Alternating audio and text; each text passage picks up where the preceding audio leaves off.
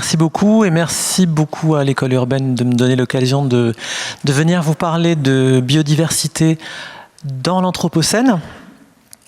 Alors, comme ça vient d'être dit, ce cours c'est le premier d'une petite série, mais pour aujourd'hui, comme on est dans la semaine de l'école de l'Anthropocène, j'ai pas voulu vous faire un premier cours introductif, je vais essayer de faire quelque chose qui soit sur l'ensemble des questions liées à la biodiversité dans l'Anthropocène et d'arriver jusqu'à une forme de conclusion.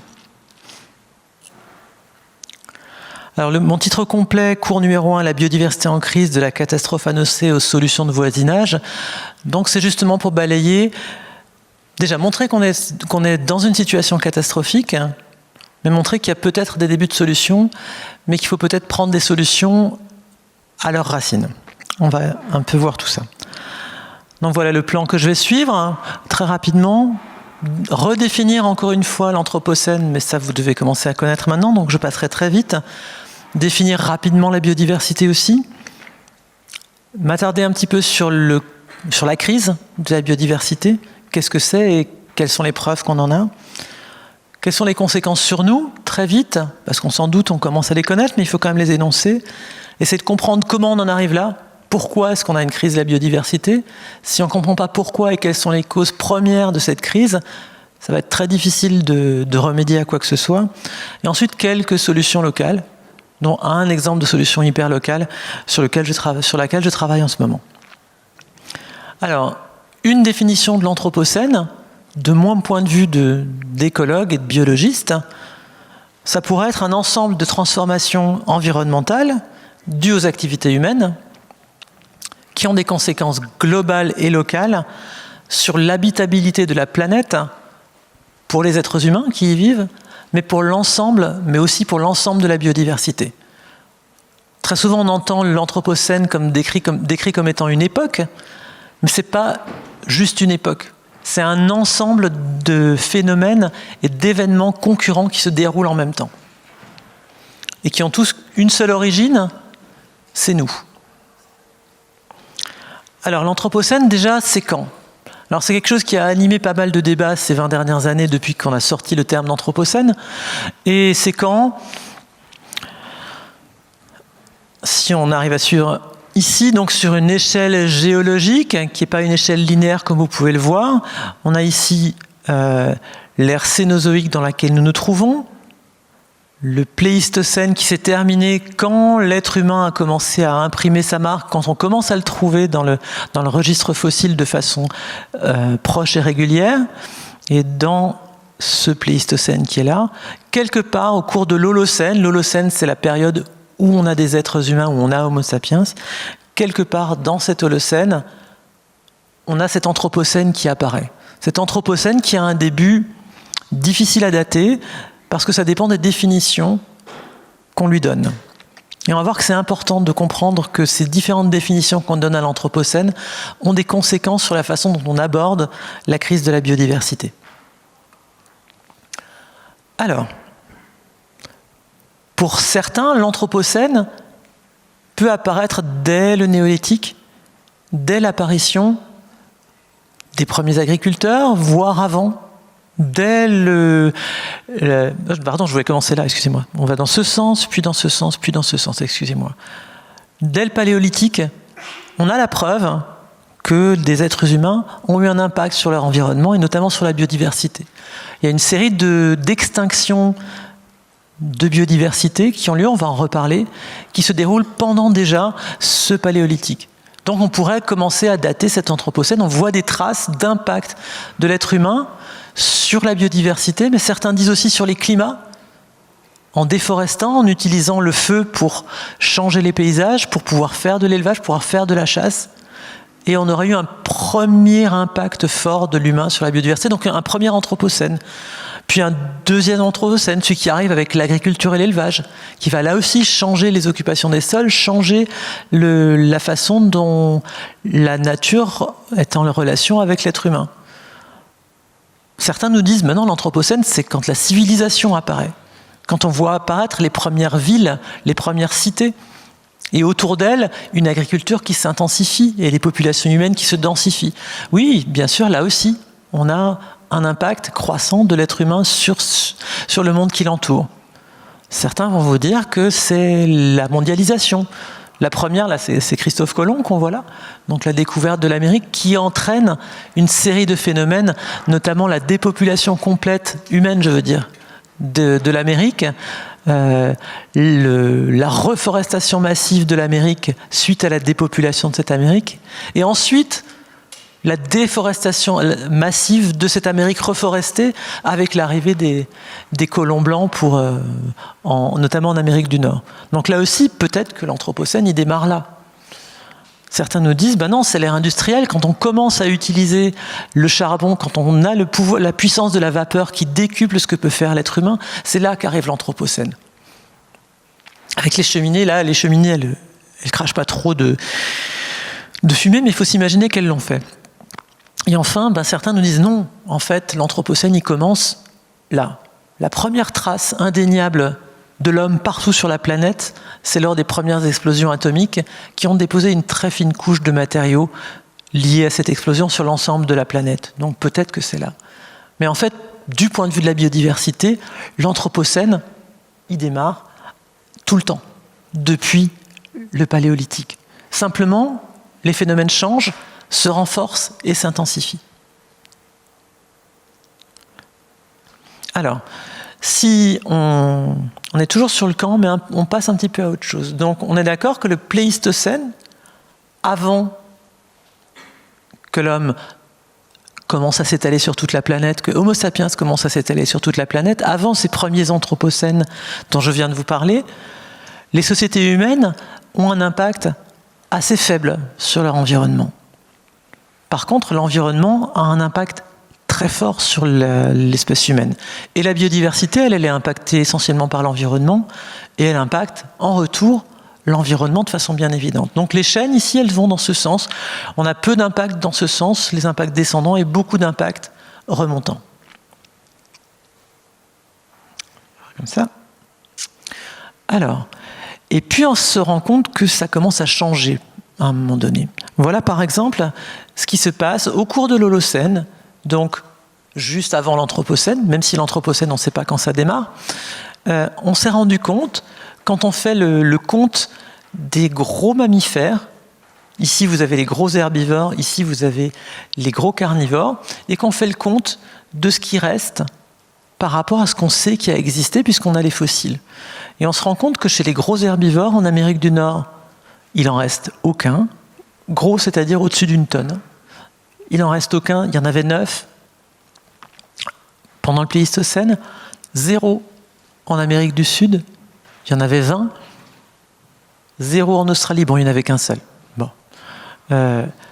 Et on a des chiffres semblables, un peu moins forts, sur l'Asie, l'Europe, et encore un peu moins fort sur l'Afrique. Mais ce qu'on constate, c'est que l'essentiel de la mégafaune a disparu pendant cet Holocène, donc bien avant l'Anthropocène récent, dans un Anthropocène ancien. Et on pense que qui est à l'origine de ça? Ça semblerait être l'arrivée de l'homme. Alors, comment est-ce que l'arrivée de l'homme nous débarrasse de cette mégafaune herbivore? On a la même chose sur les carnivores. Hein, voilà, c'est un peu moins fort.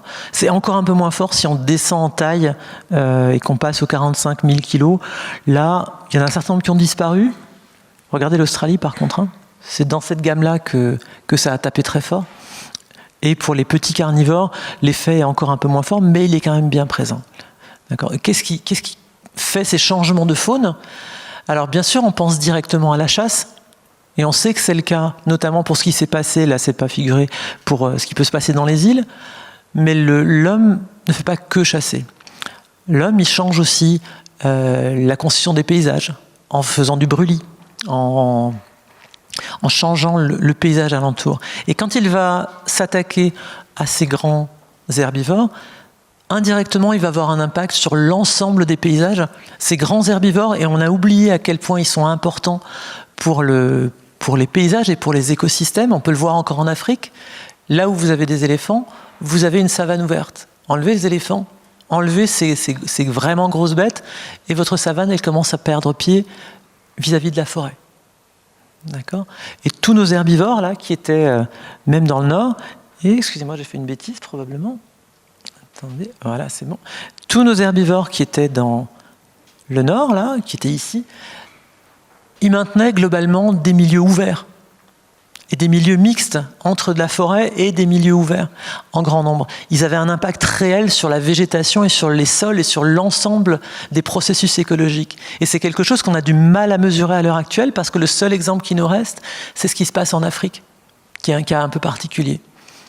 Et donc, en se débarrassant de ces herbivores, qu'est-ce qu'on a fait? On a changé à la fois la composition des communautés végétales, on a changé les paysages et on a donc changé le climat aussi.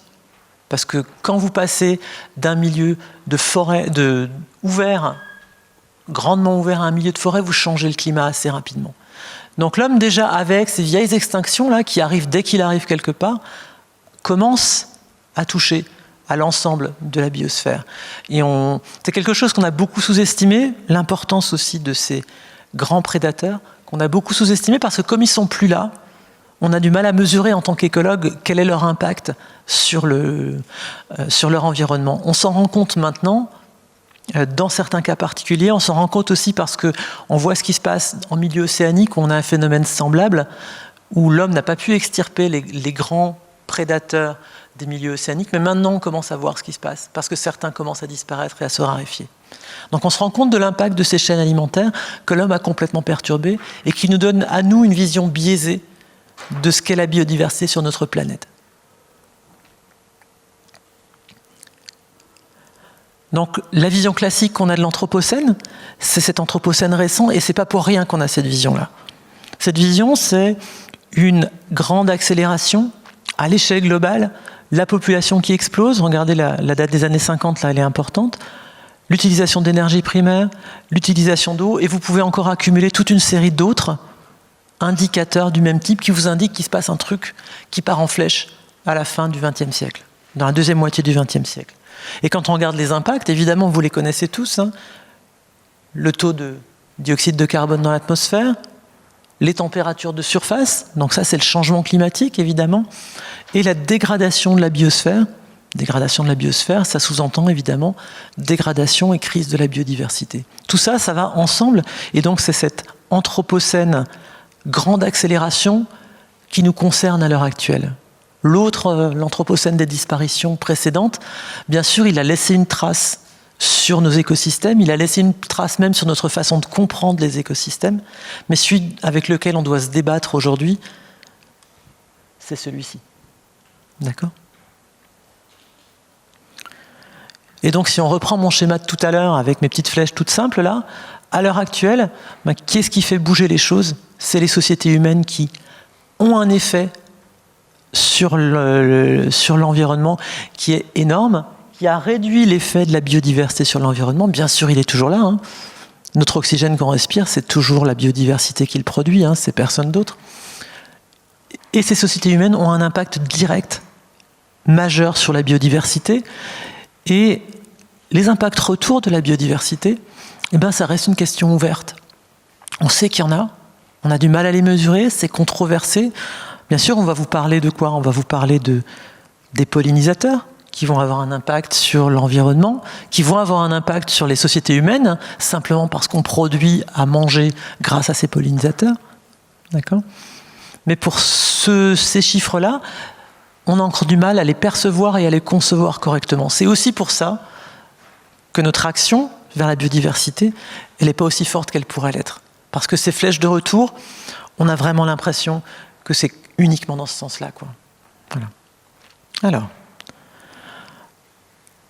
l'anthropocène, c'est aussi un phénomène, on a dit global, donc le climat, tout ça, et on a l'impression que c'est un phénomène contre lequel on ne peut rien faire. Parce qu'il est tellement au-dessus de nous, il impacte la biodiversité à une telle échelle que comment est-ce qu'on peut s'en sortir ? Mais l'anthropocène, ce n'est pas quelque chose de global seulement.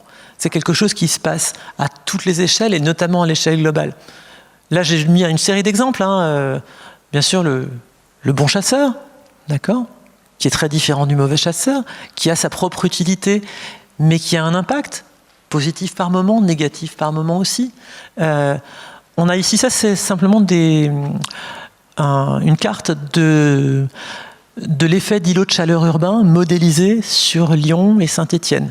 Ça, c'est pour l'année 2018, et c'est la moyenne des nuits d'été. C'est la différence de température entre le cœur de ville et l'extérieur de la ville.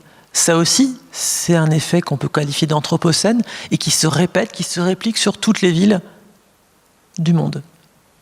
Et on en a d'autres, comme ça, le changement du cycle de l'eau. On vous parle souvent du petit cycle de l'eau urbain. Eh bien oui, ça aussi, c'est l'anthropocène quand on commence à le multiplier par 7 milliards d'humains. Voilà, la tentative de faire des villes avec du verre. On essaie de corriger un petit peu, mais on est toujours avec une densité de population très forte. Et bien sûr, tout ce qu'on essaie de faire pour essayer de corriger les défauts de l'anthropocène à l'heure actuelle. Donc tous ces effets-là, c'est des effets qui ne sont pas juste des effets très lointains sur lesquels on n'a aucune prise. C'est des effets sur lesquels on a une prise directe. Tout ça. Et toutes ces choses-là, vous pouvez l'imaginer, si je vous parle de biodiversité, ça c'est simplement comment on voit maintenant pour les scientifiques les plastiques, microplastiques, macroplastiques, et leur relation avec l'eau et la biodiversité qui est dans l'eau. Et la nôtre, parce que les microplastiques, on en a tous maintenant, on en ingère tous en continu. Et donc ça, c'est un effet global, plus quand on est sur des gros plastiques, c'est très local. L'action, on n'a pas besoin d'attendre d'un gouvernement mondial qu'il change quelque chose, quoi. Là, sur notre environnement immédiat, on a une prise. Et donc, on se retrouve dans cette situation-là, maintenant.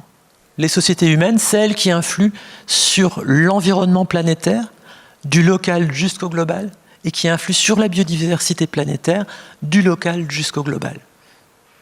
Donc ça veut dire que si c'est les sociétés humaines qui influent sur tout ça, ça veut dire qu'on peut faire quelque chose, puisque c'est nous les sociétés humaines. Alors, pour préparer ce cours, j'ai déjà parlé beaucoup plus longtemps que je m'attendais sur cette partie-là, donc on va aller un peu plus vite, mais pas très vite. Je me suis pas mal basé sur 3 documents qui sont disponibles pour tous. Ils n'ont malheureusement pas tous des versions en français. Il y a 2 documents qui ont été produits par l'IPBES. L'IPBES, c'est l'équivalent de... j'ai perdu le nom français, évidemment, de l'organisme international qui s'occupe du changement climatique. Voilà, du GIEC, merci. Voilà, comme c'est IPCC en anglais, pour arriver à GIEC, c'est un petit peu difficile. Et on a de la même manière un organisme qui s'est mis en place au cours des 15 dernières années sur la biodiversité. Qu'est-ce qu'on fait pour éviter la crise de la biodiversité? Et qui est là pour faire des rapports. Voilà, 2 rapports récents. On a aussi le WWF qui sort un rapport régulier aussi sur l'état de la biodiversité sur la planète et qui est vraiment un très très bon document avec pas mal de points communs avec les 2 autres, mais qui est vraiment un document de synthèse extrêmement intéressant qui peut être lu par n'importe quel public. Je ne me suis pas que basé sur ça, évidemment. Je suis allé voir un petit peu ce que disent mes collègues. Alors, donc ça, j'essaie de mettre à chaque fois la source. Voilà simplement la vision IPBES de où est-ce qu'on en est de la biodiversité aujourd'hui. Donc ça, c'est... Ce premier tableau-là, c'est tous les groupes de plantes et d'animaux et leur état d'après l'IUCN, qui est encore un autre organisme qui produit des rapports et qui surtout maintient ce qu'on appelle la liste rouge de la biodiversité au niveau mondial. Et l'objectif de cette Union internationale pour la conservation de la nature, c'est de documenter l'état de santé de chacune des espèces suivables sur la planète. Et donc pour un certain nombre d'espèces, quand c'est en vert là, elles sont en vert, ça veut dire que ça va, qu'on n'a pas trop à être trop inquiet tout de suite là, que l'espèce va bien. En rouge, c'est qu'elle est en danger critique d'extinction, en orange, c'est en danger, en jaune, c'est vulnérable, et en gris, le gris, il est important, en gris, c'est on ne sait pas. Voilà, on est incapable de dire. D'accord ? Alors qu'est-ce que ça nous dit ça ? Ça nous dit quand même qu'il y a une bonne partie de notre faune et notre flore qui sont menacées. Alors menacées, ça veut dire quoi ? C'est que la population totale restante de ces espèces est en dessous d'un certain seuil qui varie selon les groupes. La distribution, la répartition globale de ces espèces a diminué au point qu'elle est restreinte à quelques environnements. Et donc ce sont des espèces qui sont susceptibles de disparaître. Quand on fait les comptes de ce qui a disparu depuis 1500, on voit que les disparitions, les extinctions augmentent Et depuis 1980, on a des choses qui diminuent rapidement, comme les coraux évidemment, et quelques plantes. Mais la situation n'a pas l'air d'être si pire que ça quand on regarde ce genre de chiffres. Mais là, rappelez-vous, ce sont des chiffres d'extinction. Des animaux dont on peut dire, ou des plantes dont on peut dire qu'elles sont éteintes, qu'elles n'existent plus du tout. Et il y a des problèmes avec ça, on va y arriver. Alors, simplement, avant de revenir au problème de définition de qu'est-ce que ça veut dire être éteint, juste 2-3 mots sur qu'est-ce que c'est la biodiversité, parce que c'est quand même ça qui nous réunit ce soir. Alors, il y a plein de façons de définir la biodiversité. Simplement, c'est l'ensemble des formes de vie de la planète, c'est de la biodiversité. Mais on considère en général plusieurs dimensions à cette biodiversité. Dans une première dimension, et voilà, je le fais chaque fois dans le mauvais sens, excusez-moi. Dans cette diversité génétique, c'est pas celle à laquelle on pense en premier. Au sein de chaque espèce, il y a de la diversité génétique. Là, par exemple, c'est une espèce de coccinelle, c'est la fameuse coccinelle asiatique invasive. Elle est très diverse sur, par exemple, les couleurs et les patrons de taches qu'elle présente. Mais on pourrait faire ça avec beaucoup d'espèces, de façon moins évidente, parce que parfois la diversité génétique, elle est interne et elle n'est pas externe. Hein, notre espèce en est la preuve aussi, on a une espèce relativement diverse. Alors pourquoi c'est important la diversité génétique ? Quand la diversité génétique de certaines espèces diminue jusqu'à un certain point, les espèces sont plus ou moins condamnées à courte échéance. Les espèces, les individus. Et cette diversité génétique, il faut donc la protéger au même titre qu'on protège des espèces. Dans certaines espèces, vous perdez des pans entiers de diversité. Et ça peut poser problème. Deuxième niveau, c'est le plus classique, c'est le niveau des espèces. C'est celui dont on vous parle quand on parle d'extinction, etc. Et on va voir que ce n'est pas forcément le niveau le plus intéressant, mais voilà, de la diversité planctonique, par exemple, avec tas de formes de vie. Le nombre d'espèces existantes, ce qu'on pense qu'il y a comme nombre d'espèces existantes, groupées, plus la bestiole est grande, plus il y a d'espèces qui ressemblent à cette bestiole. Hein. Donc, la plus grande diversité sur la planète, c'est facile, c'est les insectes, hein, avec probablement 1 million d'espèces décrites rien qu'en insectes, suivi par, ici, les plantes à fleurs, probablement 400 000 espèces de plantes à fleurs sur la planète, tout compris. Les autres arthropodes, les crustacés, les araignées, tout ça qui fait quelques centaines de milliers, les mollusques et ainsi de suite. Et les mammifères, ils sont là, en termes de nombre d'espèces. Et si je remonte à mon truc de l'IUCN de tout à l'heure, là, en fait, là où on connaît des choses, là où on évalue l'extinction, c'est en général, regardez, les mammifères, les oiseaux, un petit peu les poissons qu'on connaît moins, et ça représente en fait une très faible portion de la biodiversité. Et sur tout le reste, on ne sait pas grand-chose en fait. On n'y connaît quasiment rien. Là, on vous met, là ils sont super optimistes. Hein. Regardez, on vous met crustacés. Il n'y en a qu'un quart où on n'a pas de données. En fait, il y en a beaucoup, beaucoup plus que ça, quoi. D'accord ? Ils n'ont pas mis les insectes pour une bonne raison, c'est qu'ils ont mis juste les groupes d'insectes qu'on connaît un peu, comme les libellules, par exemple. Qu'on connaît bien parce qu'il n'y a pas beaucoup d'espèces là-dedans, et c'est gros et c'est facile. Il y a plein de gens qui s'y intéressent. Mais sur la plupart des insectes, on ne sait strictement rien. Je vais vous montrer qu'on sait des choses quand même. Donc voilà pour la diversité des espèces. Et probablement encore plus important, la diversité des écosystèmes, qu'on oublie toujours. Les espèces, c'est bien, on peut compter des espèces, mais compter des espèces, ça ne fera jamais vivre quoi que ce soit. Ça ne fera jamais un écosystème, ça ne fera jamais fonctionner un écosystème. Les écosystèmes fonctionnent parce que vous avez un grand nombre d'espèces diverses qui ont des interactions entre elles. Et ces interactions entre elles, c'est des interactions qui mettent du temps à se mettre en place.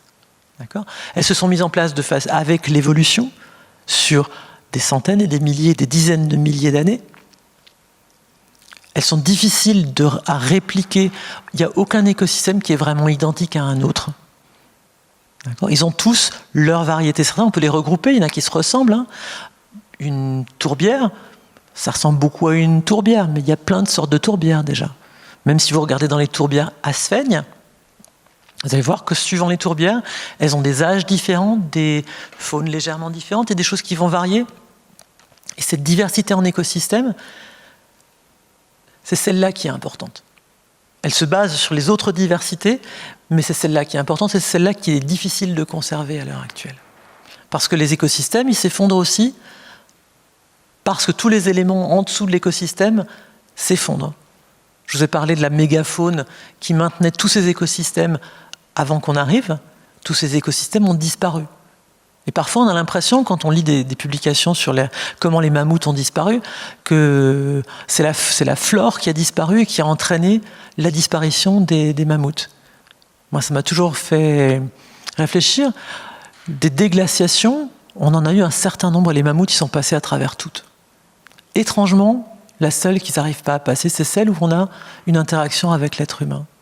Donc quand on voit une flore qui change, c'est aussi parce que le méga-herbivore disparaît et ne peut plus maintenir cette flore en place.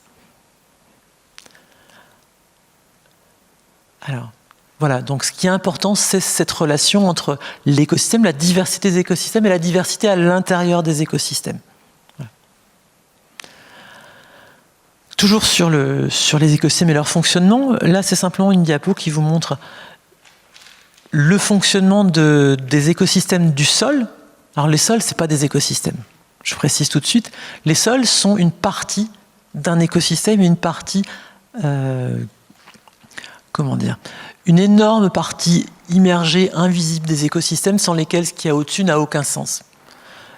Et là, cette diapo, elle montre simplement ce qui se passe dans les endroits de concentration de matière organique des écosystèmes au niveau des sols et quelles sont les interactions dans différents endroits dans le monde. Si vous prenez un sol de toundra comme celui-ci, vous allez voir qu'il y a un certain type de faune, un certain type de relation entre les organismes du sol qui n'a rien à voir avec un écosystème tropical ou tempéré. Simplement la place de petits animaux qui me sont assez chers, qui est la place des fourmis et des termites.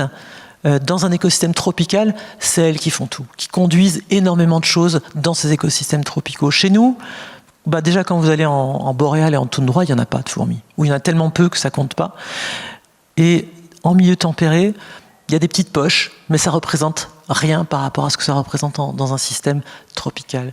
Donc les écosystèmes, il y a une diversité, même sur 100, 200 mètres, 1 km, mais imaginez-vous la diversité qu'il y a au niveau mondial en termes d'écosystèmes.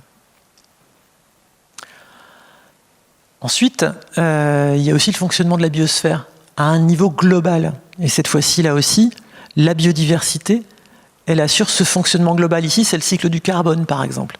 Et bien sûr, la biodiversité, c'est une partie intégrante de ce cycle du carbone. Et sans elle, ce cycle du carbone, il devient extrêmement perturbé. Nous, on le perturbe avec nos activités.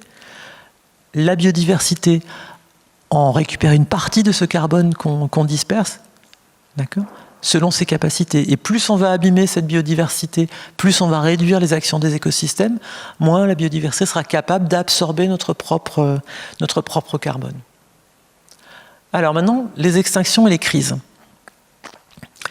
Des crises, alors qu'est-ce que c'est une extinction de masse d'après les auteurs et d'après les géologues? Ils nous disent que quand il y a 75% des espèces qui dégagent, ça s'appelle une extinction de masse. Et les géologues en ont vu quelques-unes dans le passé, dans le registre fossile, où 75% de la faune, de la flore, ou de certains groupes au moins, disparaissent.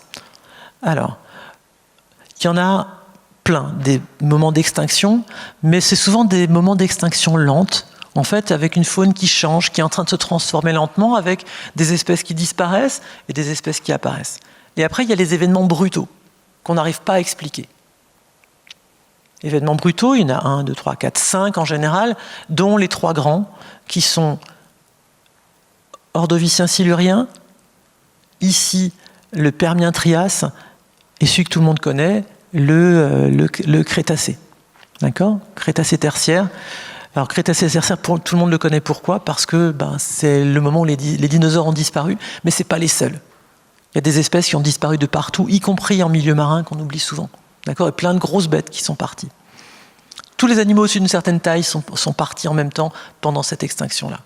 Bon, vous connaissez l'histoire du météorite. Donc, est-ce que nous, à l'heure actuelle, on est dans quelque chose qui ressemble à la disparition des dinosaures ? 75%, c'est gigantesque. Tous les animaux au-dessus d'une dizaine de kilos. Alors, je vous ai montré tout à l'heure la diapo avec la mégafaune passée. Là, on est en train de commencer à y aller tout doucement, quoi. Certains auteurs pour qui dans 50 ans, on va dire 100 ans, le plus gros animal sur Terre sera probablement une vache. D'accord ? Parce que tout le reste, aura disparu. Alors, où est-ce qu'on en est, nous? Donc je vous remonte ce que je vous ai déjà montré. D'après la liste rouge IUCN, en disparition jusqu'à présent grâce à nous, c'est 1,5% des mammifères et 0,04% du total. Donc, il n'y a aucune raison de s'inquiéter, tout va bien. On est encore à des taux très faibles, il n'y a pas de crise, il n'y a pas de 6e extinction. Certains auteurs le prennent comme ça. D'autres essayent d'aller un petit peu plus loin que ça.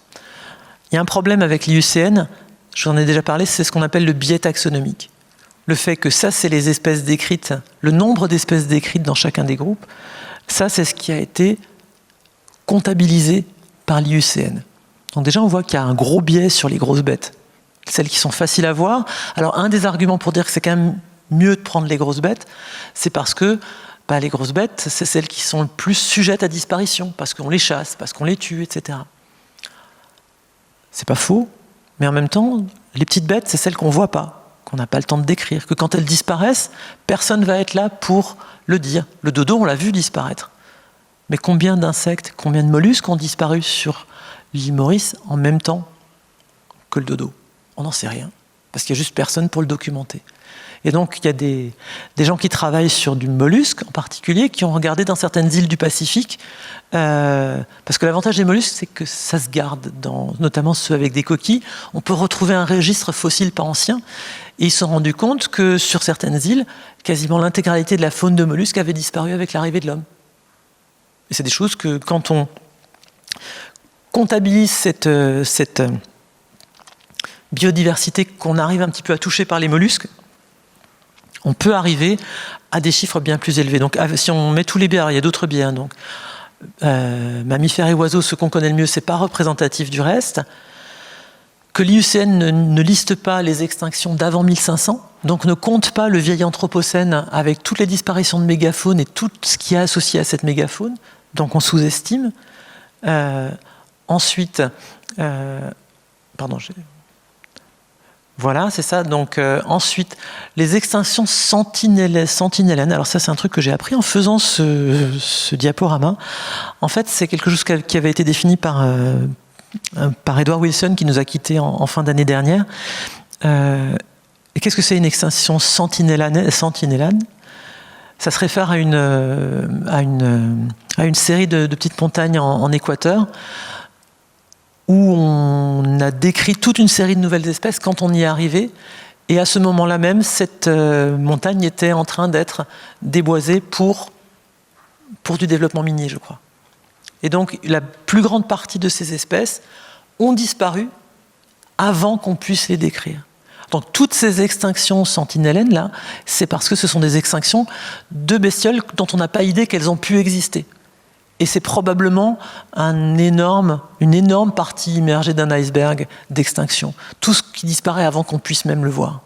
Simplement, les auteurs de ce papier donnent comme exemple aussi tous les parasites qu'on trouve sur un gros vertébré qui disparaît. Combien d'espèces disparaissent simplement parce qu'une espèce de vertébré, une espèce de plante disparaît. D'accord ? Et voilà, le problème des invertébrés, c'est que là, on ne sait pas estimer l'extinction. Voilà. Et donc, pour eux, d'après leurs calculs à partir des mollusques, s'ils extrapolent les mollusques à tout le reste, on est à l'heure actuelle autour de 10% des espèces qui ont disparu. Bon, on n'est toujours pas à 75. Mais c'est pas rassurant parce qu'on n'en est qu'au début. D'accord ? Alors pourquoi on n'en est qu'au début ? Donc ça, c'est tiré de Living Planet.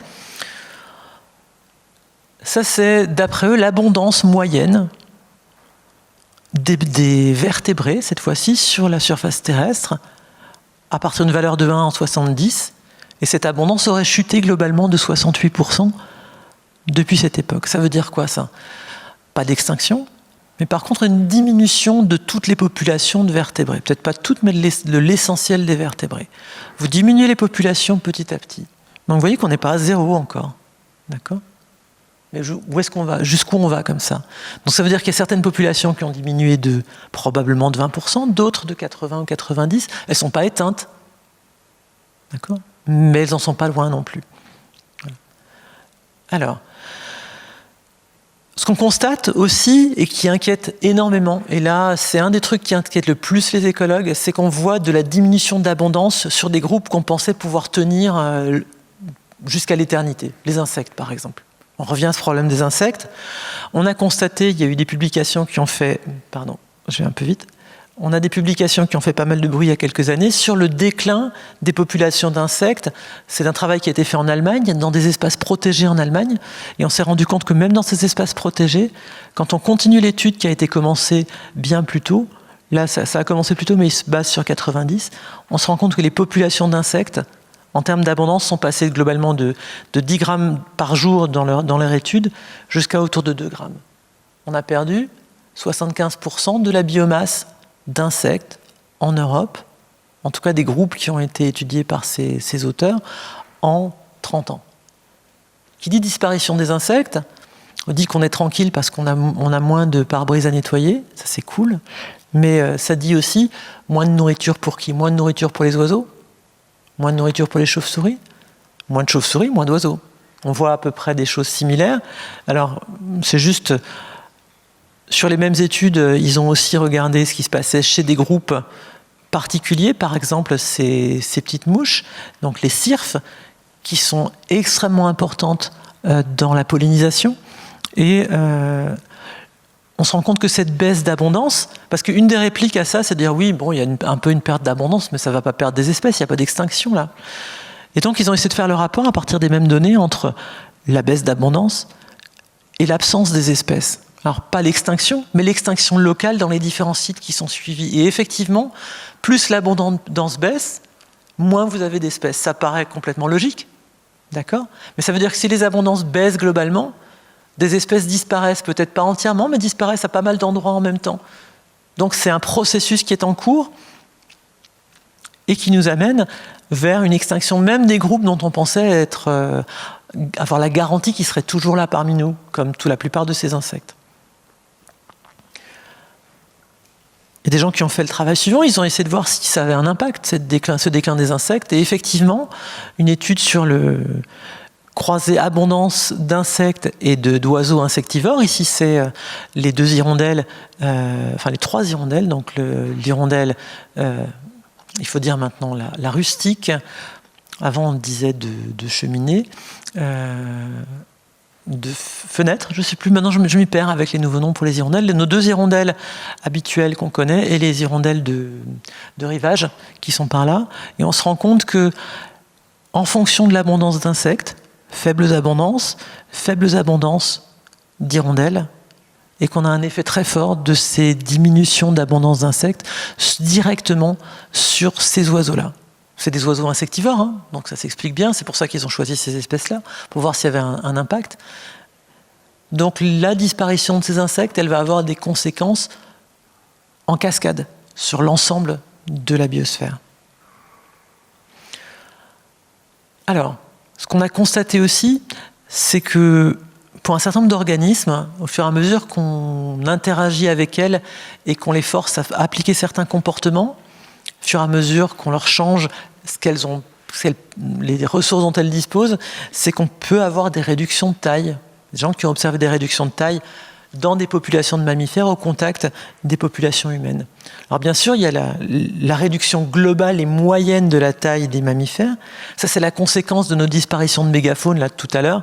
Et quand on regarde une courbe ici, là, on est sur globalement le Cénozoïque. On arrive ici au Pléistocène, puis l'Holocène, puis maintenant. Et on se rend compte que la taille des mammifères, depuis l'extinction des dinosaures, ça c'est l'extinction des dinosaures, là. Taille moyenne des mammifères, 1 kg. Le temps passe et la taille moyenne des mammifères augmente et on arrive à des masses très élevées. Et tout d'un coup, Pléistocène, ça plateau, Holocène, ça commence à plonger et ça s'effondre dès qu'on a Homo sapiens qui se répand sur toute la planète. Donc la taille moyenne des mammifères diminue, bien évidemment, avec la disparition des plus gros. Alors, et ensuite, tout ça, comme vous avez une diminution des abondances globales, des extinctions, tous les écosystèmes sont touchés et se simplifient. C'est pas parce qu'une espèce n'a pas disparu qu'elle n'a pas disparu localement.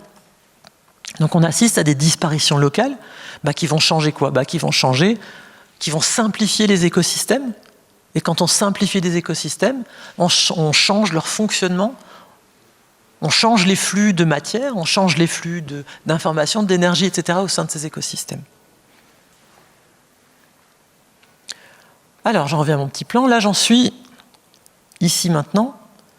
Donc, il y a une crise de la biodiversité et elle est maintenant indéniable au niveau mondial. Elle ne se mesure pas qu'avec des extinctions, elle se mesure aussi avec le nombre d'individus des populations animales et végétales qui, elles, diminuent. C'est quoi les conséquences pour nous de tout ça ? Alors, je ne vais pas rentrer dans le détail.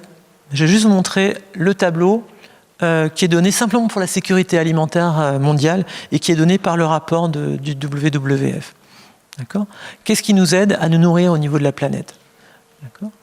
Donc, sécurité alimentaire, on a évidemment les plantes domestiquées et les plantes sauvages, les animaux terrestres. Tout ça, c'est de la biodiversité, c'est ce qu'on élève, d'une certaine manière, plus tout ce qu'on mange et qui vient du sauvage, tout ce qu'on trouve dans les océans qui nous nourrit, tous les poissons qu'on achète, ceux qui sont faits en élevage comme ceux qui ne sont pas faits en élevage, même ceux qui sortent d'élevage sont souvent nourris avec des choses qui proviennent du milieu naturel. Les micro-organismes et les champignons, bien sûr ceux qu'on mange là, mais bien sûr les champignons, enfin les levures, elles sont partout dans notre alimentation. D'accord ? Et là aussi, il y a une diversité de levures au niveau mondial. Même si on a eu tendance à vouloir simplifier et à imposer un seul type de levure, vous savez bien que le vin, si on enlève la diversité de levure, on va aussi enlever une énorme diversité de goût sur le vin, sur le fromage aussi. Et voilà. Et après, vous avez toute la biodiversité qu'on ne mange pas, mais qui donne les conditions de production de la nourriture. Vous pouvez penser au plancton des milieux marins, zooplancton, phytoplancton. Vous pouvez penser aux pollinisateurs, évidemment, à tous les prédateurs qui aident à entretenir vos cultures, d'accord, etc. Donc, la biodiversité, elle est indispensable à notre alimentation. Une biodiversité bien représentée permet de mieux assurer la survie et le bien-être de nos populations. Donc, de façon purement égoïstement humaine, la biodiversité, on en a besoin.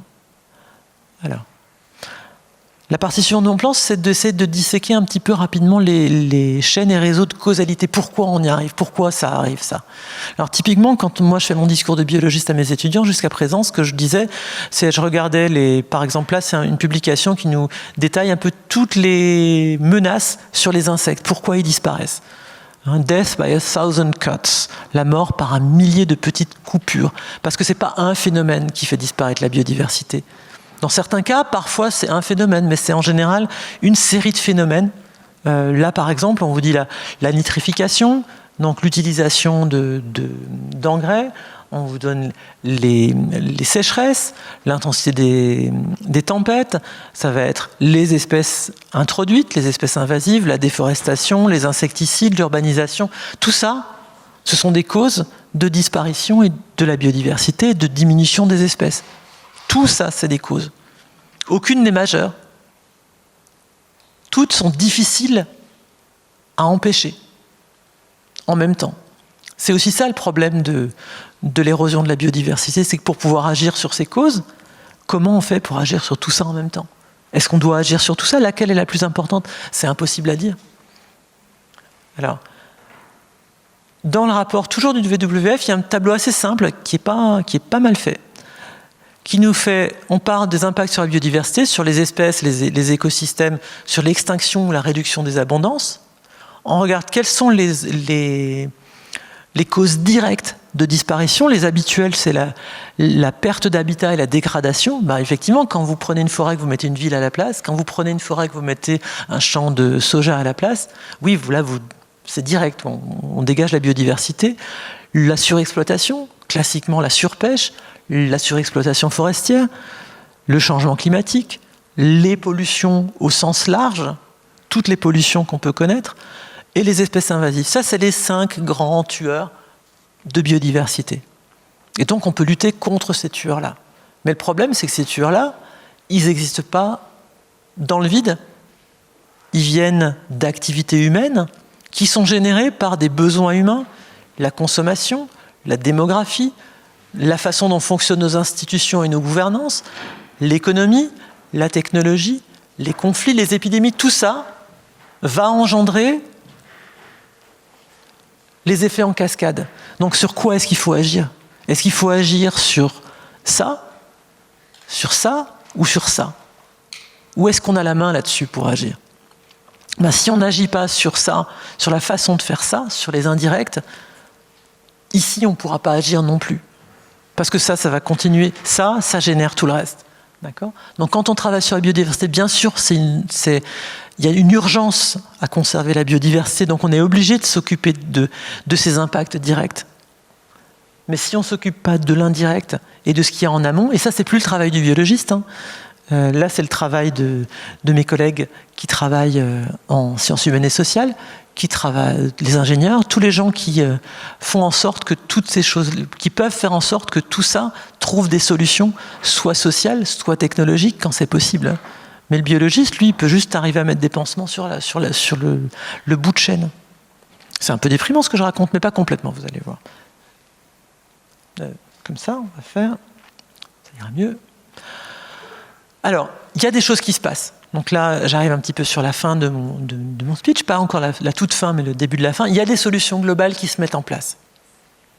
Encore une fois, elles agissent plutôt sur le bout de la chaîne causale plutôt que sur le début. Mais alors, on a des stratégies nationales. La France, maintenant, est en train de construire sa 3e stratégie nationale pour la biodiversité. D'accord ? Ça se passe au niveau du ministère. Si c'est aussi efficace que les 2 précédentes, ça, on risque d'être tous très très déçus, d'accord ?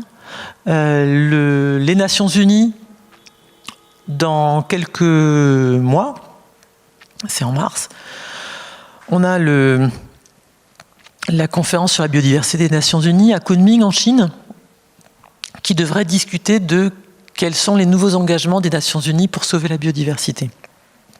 Au début, il y a 15 ans, les Nations Unies s'étaient engagées sur la stratégie d'Aichi de toute une série d'indicateurs pour réduire les atteintes à la biodiversité. Le constat, c'est qu'aucun de ces indicateurs, ou quasiment aucun de ces indicateurs, n'a été rempli. On n'a rien fait. En tout cas, le résultat, c'est comme si personne n'avait rien fait pour protéger la biodiversité. Vous allez me dire, c'est comme pour le climat. C'est un peu comme pour le climat, encore pire. D'accord ? Donc, il y a des gens qui se bougent pour trouver des solutions globales. On ne peut pas dire que rien ne se passe. Mais pour l'instant, beaucoup se parlent et un peu moins se passe. Mais ça commence à rentrer dans la tête des populations. Et quand ça rentre dans la tête des populations, parfois, ça remonte jusqu'à la tête des décideurs aussi. D'accord ? Donc le global, on a notre mot à dire, on a notre bulletin de vote, on a notre compte en banque et nos habitudes de consommateurs pour un peu parler sur le niveau global, mais c'est un peu tout ce qu'on a. En local, qu'est-ce qu'on peut faire en local ? Alors en local, je vais parler un peu de quelque chose qui m'est proche, mais qui est proche d'un peu tout le monde qui habite dans nos villes à l'heure actuelle. Est-ce qu'il y a des choses qu'on peut faire pour améliorer les choses pour la biodiversité ? Et en même temps pour améliorer nos propres conditions de vie. Donc là, c'est un projet de recherche dans lequel je suis impliqué, qui est largement aidé par l'École urbaine de Lyon, qui salarie le doctorant que je partage avec un collègue qui est dans la salle, et le Labeximu, qui est une autre structure de recherche qui nous a appuyés pour pouvoir construire ce projet. Et c'est un projet qui maintenant réunit toute une série d'acteurs autour d'une idée suivante. Nos villes actuelles ont 2 problèmes. Un premier problème, c'est que quand elles s'étalent, elles font un truc pas bien pour la biodiversité, c'est qu'elles mangent sur soit des milieux naturels, soit des terres agricoles. Et donc, un objectif qui a été donné par les stratégies de biodiversité, c'est d'arrêter de grignoter de nouveaux territoires pour les villes. Le problème, c'est que nos villes, notamment en France, elles continuent à accumuler des habitants. Donc, ça veut dire que si on arrête de s'étaler, il faut densifier la ville. D'accord ? Vous avez déjà entendu parler de ces stratégies de densification urbaine. Voilà. Nos villes européennes sont déjà relativement denses quand on les compare aux villes anglo-saxonnes. D'accord ? Mais bon, soit. Densifions, puisque sinon on mange sur de nouvelles choses. Mais comment est-ce qu'on peut densifier et en même temps rendre nos villes de meilleure qualité pour la biodiversité et pour nous-mêmes ? Et donc il y a une sorte de double contrainte vers densifier, arrêter de casser plus à l'extérieur des villes, mais en même temps, à l'intérieur des villes, il faudrait qu'on trouve une solution magique pour avoir plus de place pour de la biodiversité, pour nous-mêmes. Alors pourquoi faire de la biodiversité en ville ? Mais parce qu'il y a de la biodiversité en ville, et notamment dans les zones les moins denses de la ville, c'est là où on a une biodiversité qui est vraiment importante et qui compte beaucoup. D'accord ? Et donc ce projet-là, il va vouloir regarder quoi ? Qu'est-ce qui se passe ? Alors, on connaît assez bien la biodiversité qu'il y a dans les parcs urbains. On sait que c'est important. On connaît assez bien la biodiversité qu'il y a dans les jardins des particuliers. Et c'est relativement important en fonction de la taille des jardins et de la gestion des jardins. On ne sait pas du tout, assez bizarrement en France, alors que dans la métropole, on est à 80% des gens de la métropole qui vivent dans un collectif. Et que 20% qui vivent dans du jardin. Mais ces gens qui vivent dans les 80% de collectifs, ils disposent que de quelques pourcents de l'espace global de la métropole.